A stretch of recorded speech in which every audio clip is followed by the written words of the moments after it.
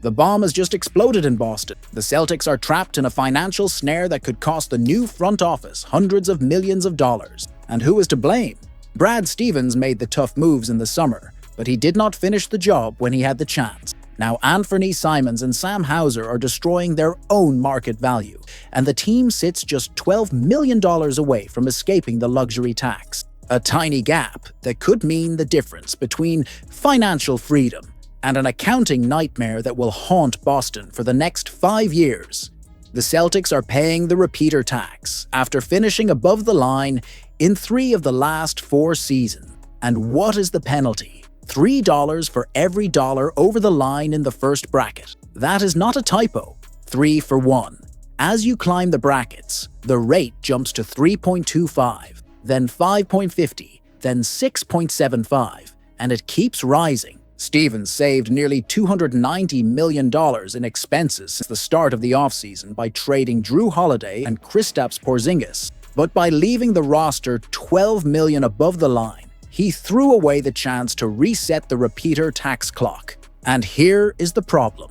The plan was simple. Showcase Simons and Hauser early in the season, trade one of them before the deadline, drop below the $12 million mark, and that is it. Financial freedom. But Stevens did not account for one thing. Both players collapsed. Simons, who averaged 22.6 points per game in Portland, is now scoring just 13.1 on 43.4% shooting. Worse than that, he failed to adapt to a smaller role. Many players scale down and become more efficient. Simons did none of that. Hauser is in an even worse spot. 4 straight seasons shooting, at least 41.6% from 3. This year, 36%. His 2-point shooting has cratered to 34.8% on fewer than 1 attempt per game. Turnovers are up, defensive impact is down, and he has just started a 4-year, $45 million contract. At 28 years old, rival teams are asking whether Hauser was simply a product of the champion Celtics system. And when league executives quietly admit behind the scenes that you should have closed the deal in the summer, what message does that send? That Brad Stevens miscalculated? He assumed Simons and Hauser would hold enough value to be moved easily. He assumed he could wait until the deadline. He assumed wrong. Now the Celtics will try to trade one or both before February, but the task has become infinitely harder. They delayed the final step, and now it may be out of reach, or far more painful to complete. The Knicks are desperate to get rid of Guerschon Yabusele before the February 5th deadline. The French forward has become such a disaster in New York that the franchise is willing to attach draft picks or bundle promising young players just to remove him from the roster. And you know who will not even consider bringing Yabusele back? The Boston Celtics, the team that wasted the 16th pick of the 2016 draft on him. Let me refresh your memory about the crime Boston committed in that draft. While Jaylen Brown was a brilliant selection at pick 3, the Celtics turned pick 16 into one of the most embarrassing mistakes in recent franchise history. They selected Yabusele, nicknamed him the Dancing Bear, and watched him do absolutely nothing over 2 seasons before cutting him loose in 2019. 2.5 years, 74 games, averages of 2.3 points and 1.4 rebounds, a complete waste of a first-round pick. But the real tragedy is not just what Yabusele failed to become. It is who Boston missed out on. Pascal Siakam was taken at pick 27, DeJounte Murray at pick 29. Malcolm Brogdon, who won Rookie of the Year, was selected at pick 36 in the second round. 3 All-Stars available while Boston was on the clock. 3 players who could have been part of a Celtics dynasty. Instead, Boston chose a 6'6", 269-pound player who could not defend and could not adjust to the pace of the NBA. And now, 6 years later, the nightmare is back. Yabusele had a strong season in Europe last year, averaging 22 points per game in the EuroLeague, and managed to convince the Knicks to give him a 2-year, $11.2 million contract. New York thought they had found gold, a big man who could space the floor, defend multiple positions, and had the body to survive the playoffs. They were completely wrong. Yabusele is averaging 3.0 points and 2.2 rebounds in just 9.6 minutes per game. The numbers are catastrophic. 40% from the field, 30.6% from 3, Mike Brown has put him in the deep freeze. And when a coach like Brown, known for trusting veterans, keeps you out of the rotation, it means the hole is deep. Multiple league executives have said the Knicks will have to add assets just to convince another team to take on Yabusele's contract. Fred Katz, a Knicks beat writer, summed it up perfectly. He's not moving well. He's not performing well. He's on the edge of the rotation. It may be difficult to add something meaningful. Yabusele arrived at training camp out of shape. He showed little interest in defending the paint like a true big man. Now he is paying the price. When teammates like OG Anunoby, Karl Anthony Towns, and Mikal Bridges are producing at a high level, there is no room for dead weight. So when The Athletic reported that the Knicks are open to trading Yabusele, the Celtics' response was clear and direct. No interest. Zero. Brad Stevens will not even consider bringing back the biggest bust of the modern era of the franchise. Boston is 3 games behind New York in the Eastern Conference standings and does not need more problem.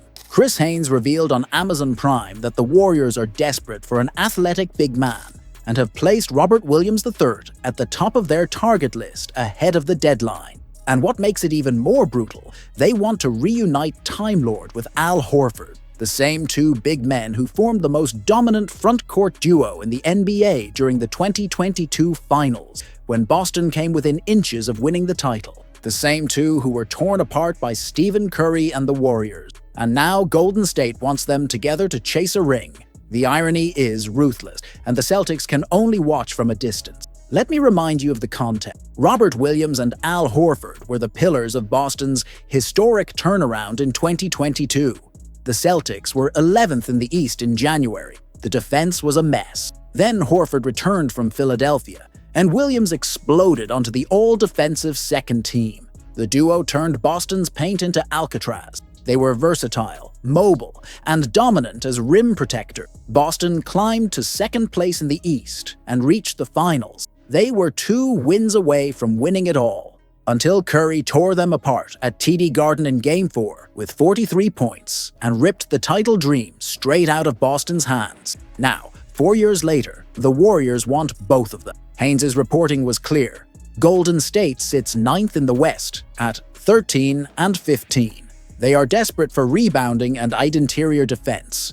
They rank dead last in points allowed in the paint, and most importantly, Horford has been a complete disaster. 5.6 points per game, 32.1% shooting from the field, 8% from 3. He has missed 9 of the last 10 games with back issues. When he does play, the Warriors are worse. A minus 1.9 defensive box plus-minus, the worst mark of his career. And the franchise still believes adding Williams will fix this. But here is the massive problem no one is talking about. Williams is a walking time bomb. He has played just 26 games over 2 years with Portland. 26. 2 surgeries on his left knee with the Celtics. Then another surgery on his right knee in Portland that ended his season after 6 games. This year, 17 games out of a possible 27. He is averaging 5.7 points and 5.8 rebounds in 15.6 minutes. Over the last 6 years, Williams has played more than 50 games only twice. His average, 35 games per season.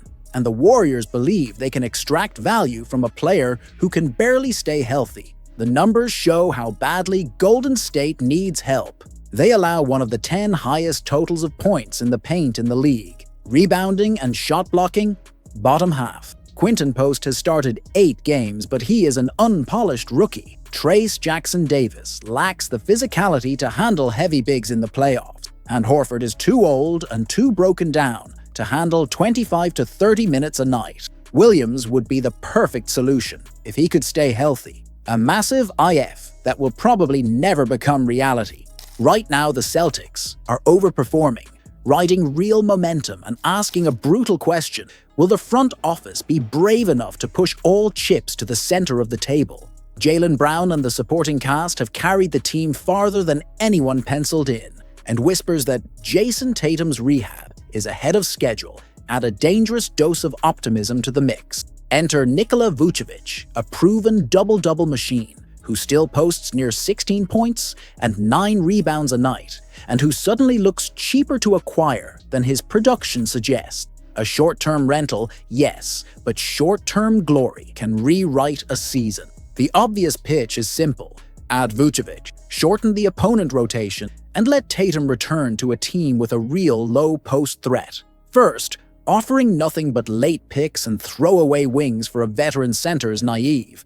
A player of Vucevic's profile still changes lineups, forces coverage, and alters defensive spacing. Boston cannot pretend chemistry will auto-adjust. If the Celtics give up the wrong rotation piece, they risk losing the scrappy defensive identity that has made Neemias Queta a revelation this season. Queta's efficient inside play has been a surprise pillar of Boston's surge. Trade him, and you might cure a short-term need while creating a new weakness. Second, Vucevic is a stopgap whose ceiling is a second-round playoff run if everything aligns. That is not a crime, but it forces a gamble. Do you mortgage future flexibility for a narrow window where Tatum returns and health holds? Or do you bet on a younger rim protector who both fits for 5 years and preserves cap breathing room? My bet. The market will undervalue the Celtics' willingness to spend, but overvaluing Vucevic risks a 1-year band aid that costs the team a sustained championship window. Third,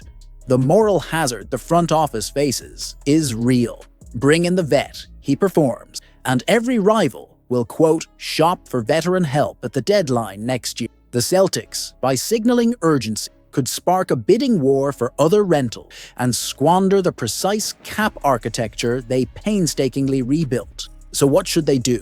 Push for Vucevic only if the price is right and it does not touch the team core. Otherwise, demand a younger, longer-term defensive piece. Ask this now. Do you chase a fleeting finals dream or build a sustainable contender that keeps its identity intact?